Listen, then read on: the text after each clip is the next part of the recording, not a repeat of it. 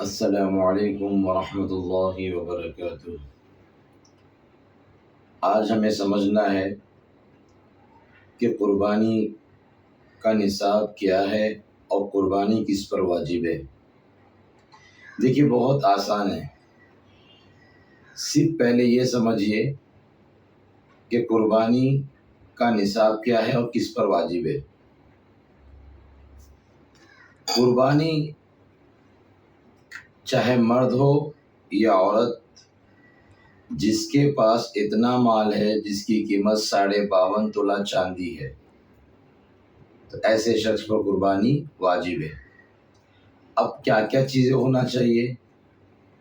اگر کسی کے پاس سونا ہے، چاندی ہے، کیش یعنی مال ہے، یا پھر وہ تاجر ہے، تجارت کرنے والا ہے، اس کے پاس بھی اتنا مال ہے، یا پھر ضرورت سے زیادہ سامان، یعنی میرے پاس اتنا سامان ہے کہ جس سے میں ضرورت پوری کر سکتا ہوں، لیکن اس سے زیادہ میرے پاس رکھا ہوا سامان اور بھی ہے، اگر اس کی قیمت 52.5 تولہ چاندی کی بیٹھتی ہے تو ایسی صورت میں اس شخص پر قربانی واجب ہے، چاہے پھر وہ مرد ہو یا عورت۔ تو آسان طریقہ سمجھنے کا یہ تھا کہ اگر کسی کے پاس یہ ساری چیزیں ہیں اور اس کی قیمت 52.5 تولہ چاندی بیٹھتی ہے تو ایسے شخص پر قربانی واجب ہے۔ دوسری چیز، عام متن ہمارے ذہن میں ایک بات چلتی ہے کہ اگر میرے گھر میں ایک قربانی ہوئی، مثال کے طور پہ میں نے ایک بکرا لے لیا، تو ہمارے ذہن میں یہ بات چلتی ہے کہ میں نے اگر بکرا لے لیا تو میرے گھر میں قربانی ہو گئی۔ اب دوسرے لوگ جو ہے گھر میں، اگر وہ صاحب نصاب ہے تو یاد رکھیے ان پر بھی قربانی واجب ہے، ان کو بھی قربانی کرنا ہے۔ ایسا نہیں ہے کہ اگر گھر میں، مثال کے طور پہ میں بڑا ہوں، میں نے ایک بکرا لے لیا کیونکہ میں صاحب نصاب ہوں، ایک بکرا میں نے لے لیا، لیکن میرے گھر میں بیوی بھی ہے، بچے بھی ہے، بیوی کے پاس سونا ہے، چاندی ہے، مال بھی ہے، ساری چیزیں، اسی طرح اولاد اتنی قابل ہے کہ اس کے پاس بھی کیش ہے، اتنا مال ہے جس سے 52.5 تولہ چاندی خرید سکتا ہے، تو ایسی صورت میں ان لوگوں پر بھی کیا ہوگی؟ قربانی واجب ہوگی۔ ایسا نہیں ہے کہ میں نے ایک بکرا خرید لیا تو قربانی سب کی طرف سے ہو گئی، تو قربانی سب کو کرنا ہے، جن جن لوگوں کے پاس اتنی چیزیں جو میں نے بتایا، سونا، چاندی، کیش، اتنا مال ہو یا ضرورت سے زیادہ چیزیں ہمارے پاس موجود ہوتی ہے۔ دوسری چیز کیا؟ ضرورت سے زیادہ چیزیں، مثال کے طور پہ عام متن ہمارے گھر میں ہم لوگ کیا کرتے ہیں کہ برتن کے اعتبار سے ہم لوگ جمع کرنا شروع کر دیتے ہیں۔ شوکیز ہے، اس کے اندر بھی سامان ہمارا بہت رکھا ہوا ہوتا ہے، حالانکہ وہ استعمال میں نہیں آتا ہے، کوئی مہمان آ گیا تو استعمال میں نہیں آتا ہے وہ۔ اب دیکھیے، ضرورت کے لیے ہم روزانہ جو برتن استعمال کرتے ہیں وہ تو ضرورت کے ہو گئے، اب یہ زیادہ سارے برتن کے ایکسٹرا ہے، زیادہ ہے، اب اگر ان کو جمع کرتے ہیں اور ان کی قیمت 52.5 تولہ چاندی بیٹھتی تو ایسی صورت میں کیا ہوگا؟ قربانی واجب ہو جائے گی۔ دوسری چیز یہ کہ جو لوگ قربانی کرتے تو قربانی کرنے والوں کو چاہیے کہ وہ اس چیز کو اچھی طرح سے سمجھے کہ اس میں کوتاہی ذرا بھی نہ کرے، اس میں ہیلا بازی نہ کرے کہ میں نے زکوٰۃ ادا نہیں کی تھی تو اس وجہ سے مجھ پر قربانی نہیں ہے۔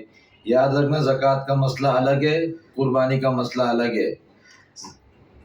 زکوٰۃ کا جو مسئلہ ہے اس پر تو سال گزارنا ہے، لیکن قربانی کے لیے سال گزارنا شرط نہیں ہے۔ اس کے لیے اگر 3 دن بقرعید کے آ گئے، اگر اس وقت بھی آپ صاحب نصاب بن گئے تو ایسی صورت میں آپ پر قربانی واجب ہوگی۔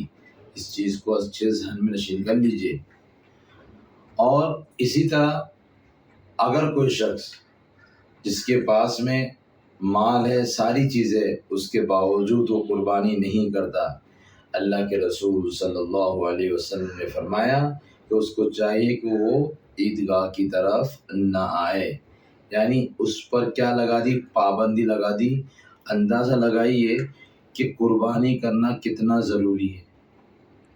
ہم لوگ اس میں بہت کوتاہی کرتے ہیں، معلومات بھی نہیں کرتے، ہم اپنے ذہن کے اعتبار سے اپنا دماغ چلا کر خود فیصلے کر ڈالتے ہیں۔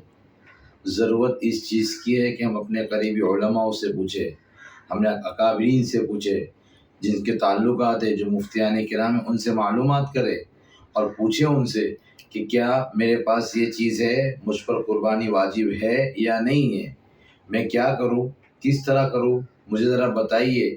میرے پاس اتنا مال ہے، سونا میرے پاس اتنا ہے، چاندی میرے پاس اتنی رکھی ہوئی ہے، حالانکہ سونا اتنا ہے کہ جس سے میں 52.5 تولا چاندی نہیں خرید سکتا، اور چاندی اتنا ہے کہ نہیں خرید سکتا، اور مال اتنا ہے کہ نہیں، اتنا مال نہیں ہے۔ لیکن جب اگر آپ ان کو ملاتے ہیں تو ایسی صورت میں کیا کروں، مجھ پر قربانی واجب ہے یا نہیں ہے۔ ان تمام چیزوں کو ہم کو کس سے سمجھنا ہوگا؟ کہیں نہ کہیں رجوع کرنا ہوگا اپنے اکابرین سے، اپنے علماء سے، مفتیان کرام سے، ان تمام لوگوں سے معلومات کریں۔ اب ایک چیز اچھے ذہن نشین کر لیجیے اس چیز کو کہ جو چھوٹا جانور ہوتا ہے اس میں ایک حصہ ہوتا ہے، اور یہ بتایا کہ جانور جتنا خوبصورت ہو، جتنا اچھا ہو، اور یہ بہتر ہے اور یہی قربانی کے لائق بھی ہوتا ہے، اور اللہ تعالیٰ کو ایسے قربانی پسند ہے۔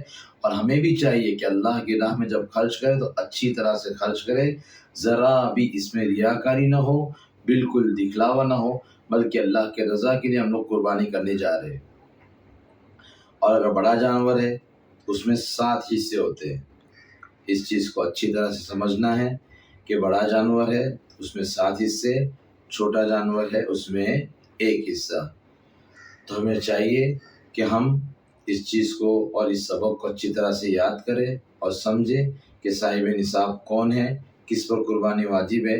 اس تفصیلی بات آپ کے سامنے آئی۔ دعا کرتا ہوں اللہ تبارک و تعالیٰ سے کہ اللہ تعالیٰ ہم تمام لوگوں کو ان مسائل کو سمجھنے کی، معلومات کرنے کی، معلوم کرنے کے بعد راہ راست پر چلنے کی، سیدھے راستے پر چلنے کی، شریعت کے مطابق چلنے پر اللہ تعالیٰ ہم تمام لوگوں کو توفیق عطا فرمائے۔